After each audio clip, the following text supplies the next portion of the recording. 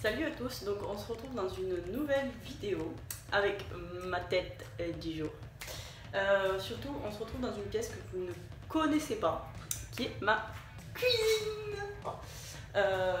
Vous demandez certainement qu'est-ce que je fais ici, surtout que je suis déjà maquillée, donc c'est pas pour un challenge.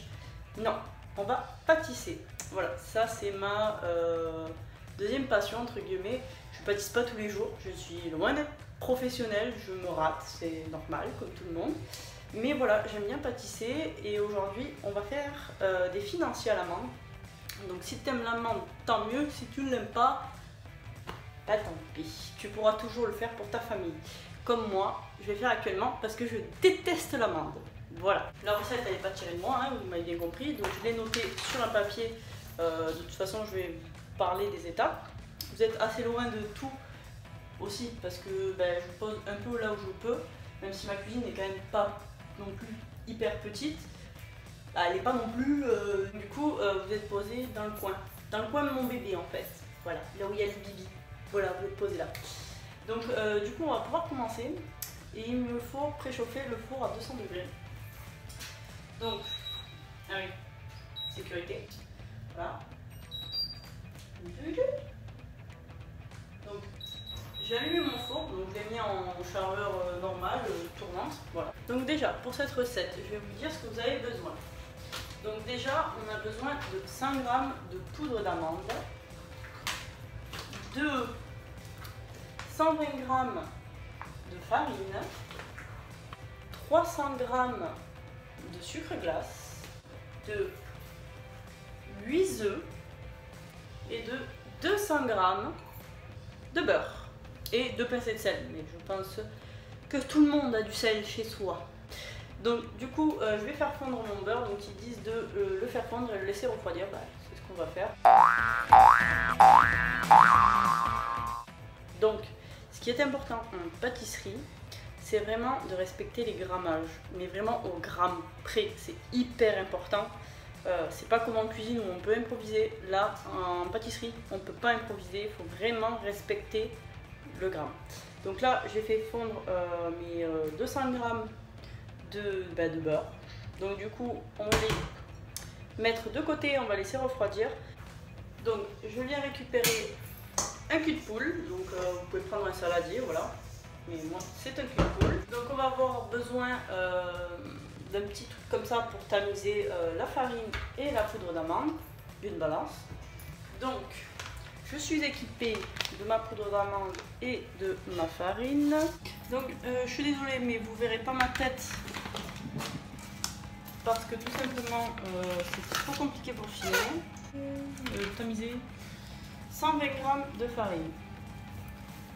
Donc je viens en mettre petit à petit hein. Et je viens juste faire ça en fait, tout simplement.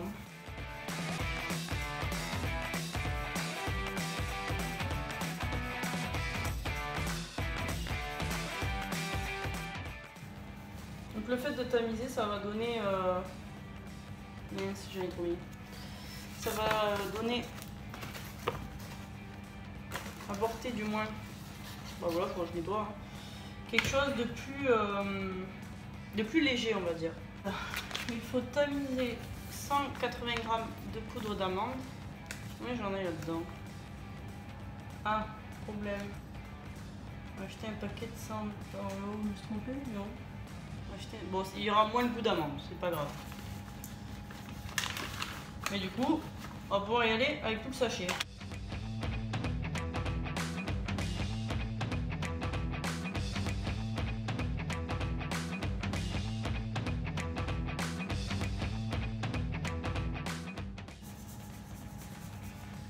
Et vous voyez là, tout ce qu'on enlève, en fait voilà, c'est les gros morceaux. Ouais. Et on va mettre 300 g.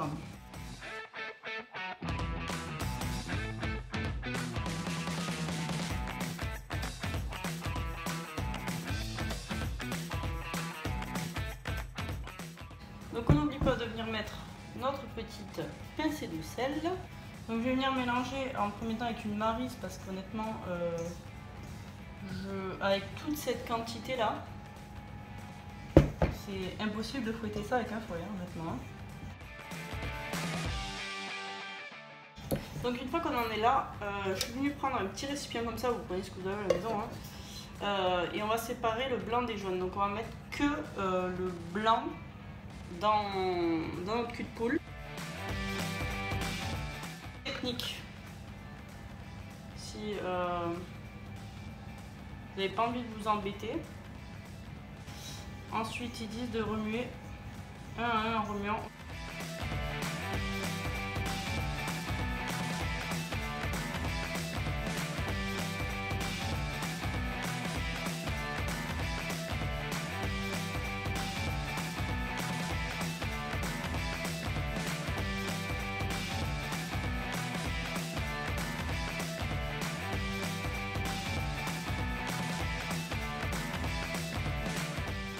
Ça commence à ressembler petit à petit à une pâte. Voilà.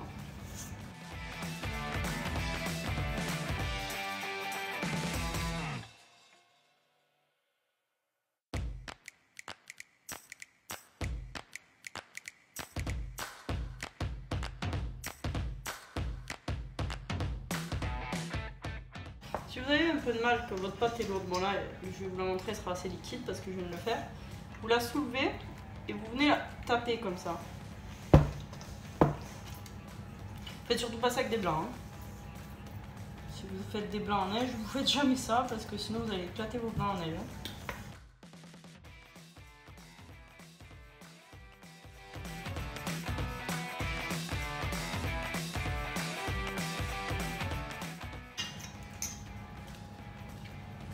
Un peu plus il se casse les yeux. La technique des doigts c'est bien parce qu'au moins il y a moins de chances qu'il se casse dans votre main, vous aurez forcément plus de contrôle, il y a moins de chances qu'il se casse.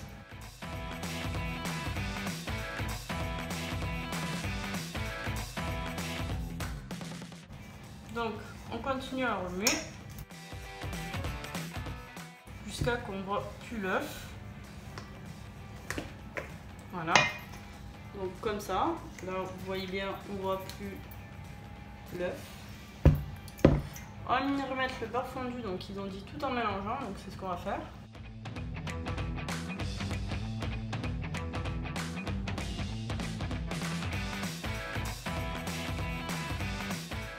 Donc on va mouler. Donc moi j'ai pris un moule en silicone à la base pour les muffins, tout simplement parce que je n'ai pas de moule à financier ni de moule à madeleine.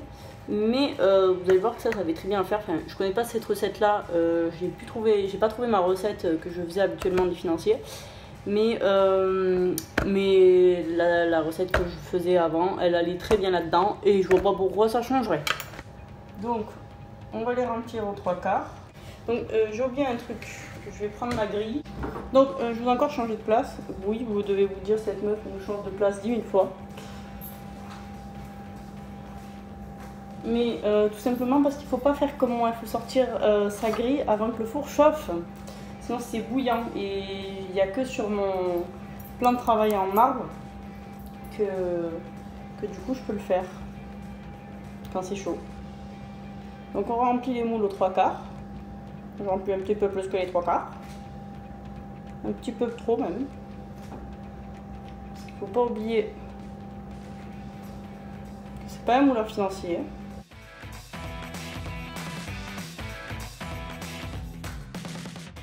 Donc il faudra peut-être que je fasse 2 fournées d'ailleurs. Ça va être des gros financiers. Donc j'ai nettoyé ma maryse et là je vais venir nettoyer en fait les bords de mon moule. On ne voit pas que ça soit nickel hein, parce que sinon on prendrait une éponge clairement. Mais juste pour pas que ça fasse des grosses croûtes en fait. Donc on va enfourner ça 15 minutes, puis nous on se retrouve dans 15 minutes. J'ai oublié de vous dire, mais en fait avant de les enfourner, il faut baisser le four à 180 degrés. Donc on l'avait mis à 200 en tout début de recette, pour qu'il préchauffe à 200.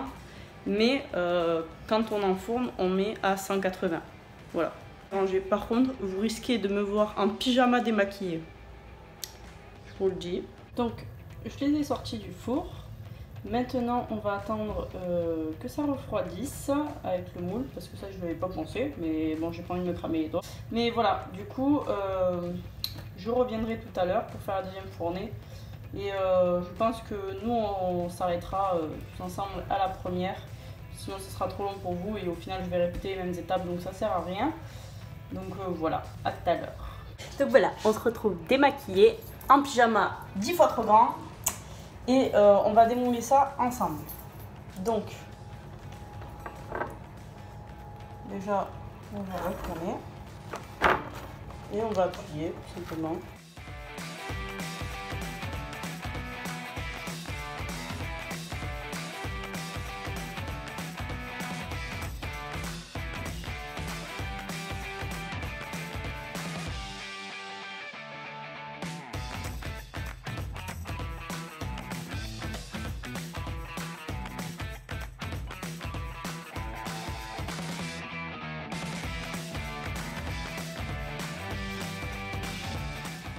Donc voilà, ma première fournée est comme ceci.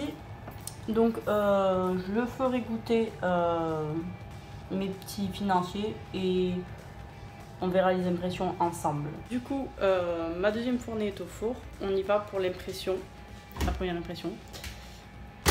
Je sais pas si vous filmerez celle de mon fils demain, sans vous le montrer, mais je pense que ça sera pas intéressant parce qu'il parle pas encore bien. Mais je vais lui montrer.